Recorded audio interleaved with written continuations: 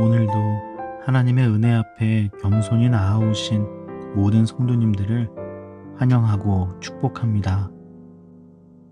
오늘 우리에게 주신 하나님의 말씀은 구약성경 사무엘상 30장 21절부터 31절까지의 말씀입니다. 다윗이 전에 피곤하여 능히 자기를 따르지 못함으로 부솔 시내에 머물게 한 200명에게 오매 그들이 다윗과 그와 함께한 백성을 영접하러 나오는지라. 다윗이 그 백성에게 이르러 문안하매 다윗과 함께 갔던 자들 가운데 악한 자와 불량배들이 다 이르되 그들이 우리와 함께 가지 아니하였은즉 우리가 도로 찾은 물건은 무엇이든지 그들에게 주지 말고 각자의 처자만 데리고 떠나가게 하라 하는지라.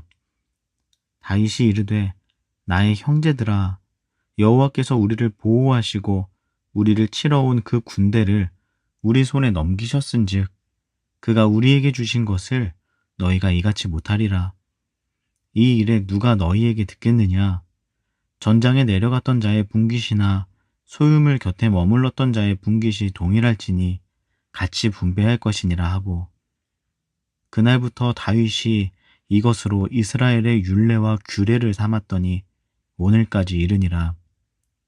다윗이 시글락에 이르러 전리품을 그의 친구 유다 장로들에게 보내어 이르되 보라, 여호와의 원수에게서 탈취한 것을 너희에게 선사하노라 하고, 베델에 있는 자와 남방 라못에 있는 자와 얏딜에 있는 자와 아로엘에 있는 자와 신못에 있는 자와 에스드모아에 있는 자와 라갈에 있는 자와 여라무엘 사람의 성읍들에 있는 자와 겐 사람의 성읍들에 있는 자와 홀마에 있는 자와 고라산에 있는 자와 아닥에 있는 자와 헤브론에 있는 자에게와 다윗과 그의 사람들이 왕래하던 모든 곳에 보내었더라. 아멘. 오늘 본문의 말씀은 아말렉 사람들로부터 잃어버린 모든 것을 되찾고 귀환한 다윗과 그의 부하들이 부솔 시내에 머물러 있던 나머지 사람들과 만나는 장면으로 시작합니다. 그때 남아있던 사람들의 마음은 어떠하였을까요? 저 멀리서 다윗 일행이 돌아오는 모습이 점처럼 작게 보일 때부터 아마 그들의 마음은 심히 요동쳤을 것입니다. 그리고는 머지않아 하나둘씩 사람들의 얼굴이 보이기 시작하고 이윽고 포로로 잡혀갔던 사람들이 돌아오고 있다는 것을 확인하게 되었을 때 그들의 마음이 어떠했겠습니까?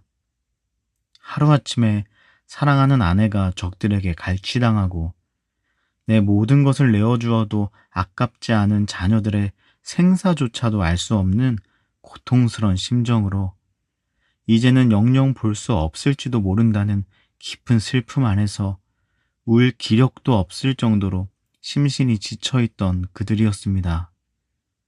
마음 같아서는 당장이라도 잃어버린 가족들을 찾기 위해 세상 끝까지라도 달려가고 싶었을 텐데 그럴 수도 없어서 마음 졸이며 기다리고만 있었던 이 사람들. 그들이 마침내 다윗 일행과 함께 돌아오는 나의 아내, 나의 자녀들을 다시 만났을 때 그 마음이 어떠했을까요? 저는 그 마음을 감히 어찌 표현해야 할지 알 수가 없습니다. 저에게도 내 목숨보다도 소중한 사랑하는 아내와 딸이 있습니다. 여러분도 사랑하는 가족이 있으시죠? 내가 이 사람들을 잃어버렸다가 다시 되찾았다면, 상상조차 하기 싫지만 만약 그러한 상황에 놓여 있다면 우리의 마음이 어떨까 생각해 보십시오. 아마도 그 마음은 세상 모든 미사여구를 다 붙여도 표현할 수 없을 것입니다. 오늘 아말렉 사람들에게 빼앗겼던 가족을 다시 만나는 그들의 마음도 아마 그리하였을 것입니다. 그런데 이러한 감격스러운 장면 직후에 들리는 말이 심히 놀랍습니다. 본문 22절 말씀입니다. 다윗과 함께 갔던 자들 가운데 악한 자와 불량배들이 다 이르되 그들이 우리와 함께 가지 아니하였은즉 우리가 도로 찾은 물건은 무엇이든지 그들에게 주지 말고 각자의 처자만 데리고 떠나가게 하라 하는지라. 아, 정말 이리도 매정한 말을 할 수가 있습니까? 눈물 없이 볼 수 없는 이 은혜의 장면에 마치 죄를 뿌리는 것 같습니다. 지금 사랑하는 가족들과의 재회가 막 이루어졌는데 누군가는 그들의 마음과는 전혀 동떨어진 이야기를 하고 있는 것입니다. 무슨 이야기입니까? 네, 전리품 배분에 대한 이야기를 하고 있는 것입니다. 끊어진 가족이 이제 막 다시 하나가 되었는데 생사 여부도 모르는 채 하염없이 기다리다가 드디어 나의 아내, 아들, 딸과 다시 만나게 되었는데 돈 이야기 하자는 것입니다. 그들은 전투에 참여한 자신들이 전리품의 주인이 되어야 하니까 남아서 기다리고 있었던 저들에게는 주지 말라고 말합니다. 물론 이들의 주장이 아주 틀린 것은 아니겠지요. 사실 본문의 시대에서 전투에 참여한 군사들이 그 전리품을 가지는 것은 매우 일반적인 일이었기 때문입니다. 따지고 보면 전투에 참여한다는 것은 그렇지 않은 자들에 비해서 상당히 많은 수고를 한다는 것을 의미합니다. 무엇보다 자신의 생명을 걸어야만 하는 일이기도 하죠. 그런데 아무리 그렇게 생각해도 지금 이 장면에서 할 이야기는 아니지 않습니까? 그들의 주장은 논리적이었긴 했지만 매우 이기적이기 그지없습니다. 그들이 과연 하나님의 은혜를 경험한 자들이 맞긴 한 건지 의심스러울 지경입니다. 그들은 하나님의 은혜로 아말렉을 치고 전투에서 승리한 놀라운 일을 경험했지만 그들은 하나님이 역사하신 그 은혜의 자리, 그 한복판에 있었음에도 정작 그 은혜를 베푸신 하나님의 마음과는 너무나 동떨어져 있는 모습입니다. 왜 그들은 지금 이러한 모습을 보이고 있는 것일까요? 그 이유는 그들이 하나님이 주신 은혜를 자신의 공로로 삼았기 때문이었습니다. 22절을 다시 보면 그들은 전리품에 대해 다음과 같이 정의합니다. 우리가 도로 찾은 물건. 맞습니다. 언제부턴가 그들에게 이 승리는 하나님의 은혜가 아닌 자신들의 공로와 자랑이 되어버렸던 것입니다. 즉, 이들은 하나님이 주신 은혜를 자신들의 것으로 약탈한 셈이죠. 방금 전투에서 상대했던 아말렉과 이들은 전혀 다를 바가 없는 것입니다. 그래서 성경은 이들을 이렇게 평가합니다. 악한 자와 불량배들. 하나님이 사랑하시는 사귐의 교회 성도 여러분, 하나님의 은혜가 임했다고 해서 내가 곧 은혜의 사람이 되는 것은 아닙니다. 하나님의 은혜 앞에서 내가 어떻게 반응하는가에 따라 은혜의 사람으로 살 수도 있고 여전히 은혜와 동떨어진 사람으로 살 수도 있는 것입니다. 하나님께 문제가 있는 것이 아니라 우리의 문제인 것입니다. 오늘 이 시간 저와 여러분은 은혜의 사람으로 살고 있습니까? 아니면 하나님의 은혜를 약탈해서 나의 공로로 삼는 불량배들로 살고 있습니까? 이 질문 앞에 스스로를 돌아보고 돌이키는 은혜가 저와 여러분 모두에게 있기를 간절히 소망합니다. 이어서 이 악한 자와 불량배들을 향해 다윗이 말합니다. 본문 23절 말씀입니다.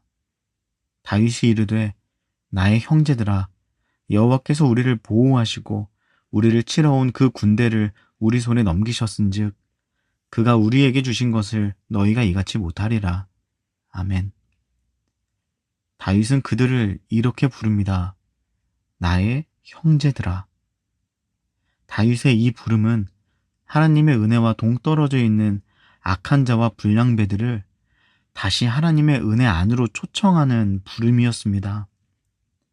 이어지는 24절 말씀을 쉬운 성경으로 보겠습니다. 여러분이 한 말을 누가 들어주겠소? 남아서 우리의 물건을 지킨 사람이나 나가서 싸운 사람이나 누구나 똑같이 나누어 가져야 하오. 아멘. 다윗은 지금 악한 자와 불량배들을 대하면서 그들의 언행과 태도를 단순히 지적하는 정도의 대화를 하자는 것이 아닙니다. 다윗은 지금 이 은혜의 시간에 동떨어져 있는 악한 자와 불량배들이 자신의 이 이기적인 모습으로 인해서 공동체와 단절될 수 있음을 더 심각하게 여겼던 것입니다.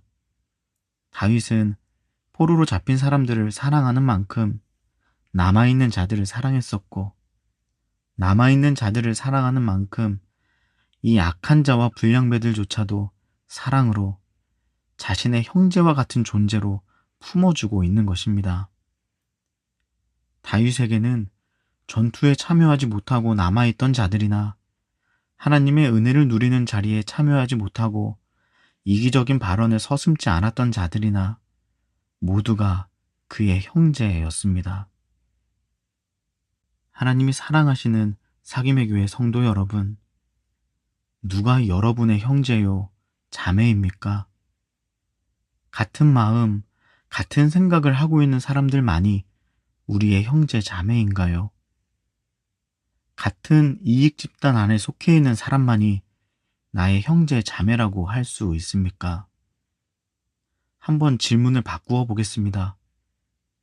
누가 예수님의 형제요, 예수님의 자매일 수 있습니까? 같은 마음이나 생각을 하고 있어야만 예수님의 형제, 자매라면, 그리고 같은 이익 집단에 속해야만 예수님의 형제, 자매가 될 수 있었던 것이라면, 우리 중 그 누구도 예수님의 형제, 자매가 될 수는 없는 것입니다. 우리는 예수님이 십자가에 달리실 때 가장 적극적으로 예수를 못 박아라 외치거나 가장 이기적으로 내 살 길 찾고자 예수님 버리고 도망하는 자들에 불과할 것이기 때문입니다. 그러나 여러분, 그런 우리를 향해서 예수님께서는 지금도 이렇게 말씀하십니다. 나의 형제, 자매들아. 하나님 나라는 이런 나라입니다. 우리의 공로로는 누구도 그의 형제, 자매 될 수 있는 자격 없지만 오직 하나님의 은혜로 모두가 똑같이 예수 안에 형제, 자매로 여기며 서로 사랑하는 나라. 하나님의 나라는 그런 형제, 자매들의 나라인 것입니다. 그 나라에서는 모두가 하나님의 승리를 함께 누릴 수 있습니다. 그 나라에서는 모두가 그 전리품을 함께 나눌 수 있습니다. 그 나라에서는 큰 사람도 작은 사람도 없이 모두가 하나님의 영광스러운 형제, 자매인 것입니다. 그래서 다윗은 오늘 본문의 마지막 부분에서 유다 남방의 헤브론 지역까지 자신들이 가져온 전리품을 나누어 줍니다. 다윗은 지금 그의 곁에 있는 이들조차도 넘어서서 아말렉 사람들로부터 피해를 입은 그 지역의 모든 사람들조차 자신의 형제 자매에게 하듯 사랑으로 상관하고 있는 것입니다. 사랑하는 여러분, 오늘 하루도 우리는 많은 이들을 만나며 살아갈 것입니다. 부디 그들과의 관계 안에서 이러한 하나님의 나라를 세워가시기를 축복합니다.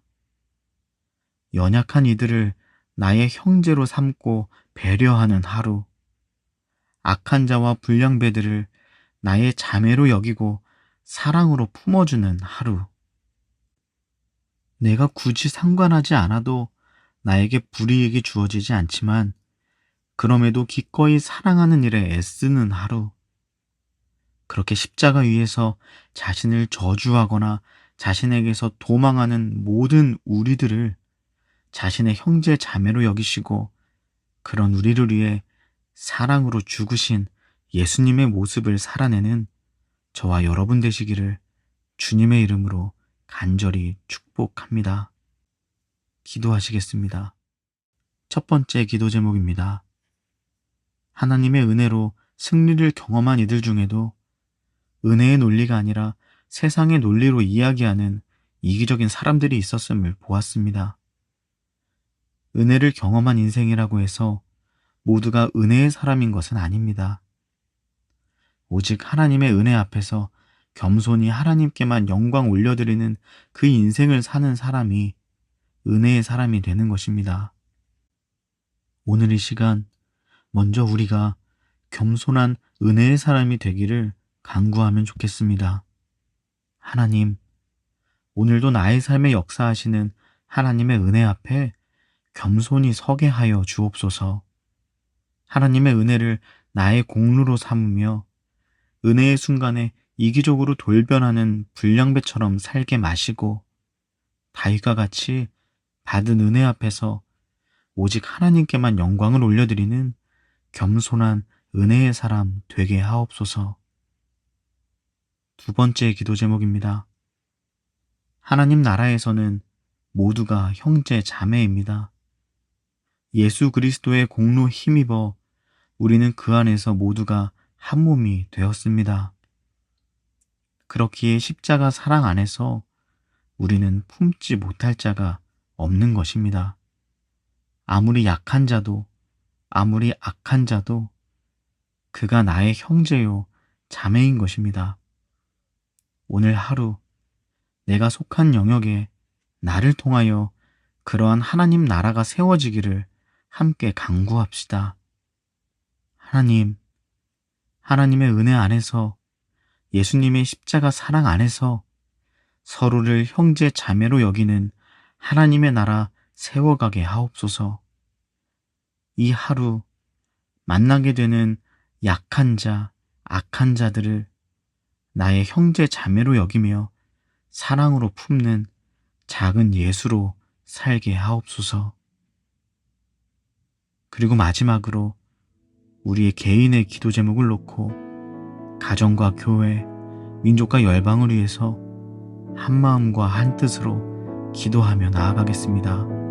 함께 기도하시겠습니다.